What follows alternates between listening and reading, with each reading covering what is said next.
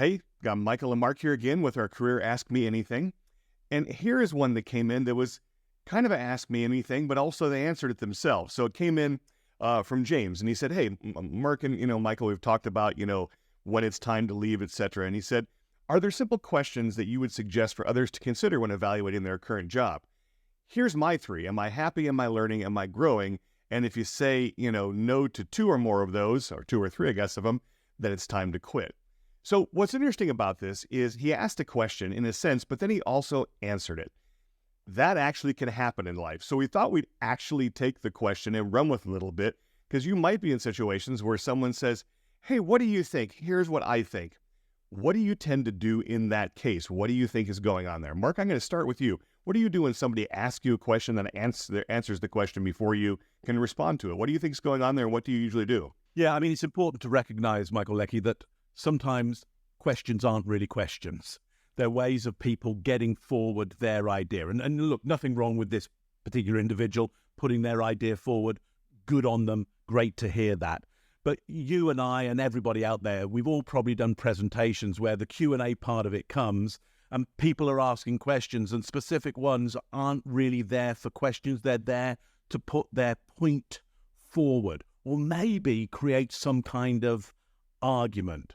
So here's what I'd be doing, is using that yes and idea of accepting what's coming, because you don't want to get into an argument. An argument may not help you or anybody else at the time. Yes, and now what you're going to do is chunk up this idea to a principle, to a theme. Go up higher, go up to a higher level of thinking and go, yes, and that really reminds me of, go to that concept and now get the message back on track for you. So I might say in this particular situation, yes, it really reminds me of when I was running a networking organization. And there were two principles that we had there, which was giving and gaining. And we always asked ourselves, in whatever situation it was, are we giving and are we gaining? And if we found out both were true, we were probably doing the right thing and should keep on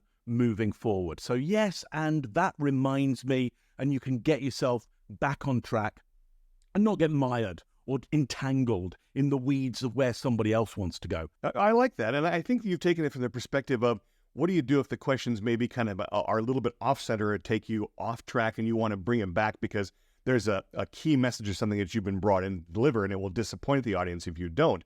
But there's also the times where their answers are perfectly good. And I think that at that time, that's a moment to then engage, because how you treat one member of the audience will be felt by other members of the audience, as I've learned from my good friend Mark Bowden over the years. So saying to that person, really, really good answers on that. Say more. Tell me more about that. Or what would you do with that? Or why did you ask that particular question when you already had some great answers? What else are you looking for? I might use it as a moment to engage them further if the path is going in the right direction for the conversation. I like doing that because it engages that audience and lets them know that I'm listening to them, that they're having an opinion, they're having a view is important and it matters. And as we've talked about, people will tend to mirror what you're doing. And so if my response to them is, that's interesting, you're interesting, say more, I want to hear more about your expertise, they're likely to respond to that with, yeah, but you, Michael, you say more, tell me your opinion, I'm interested in your expertise.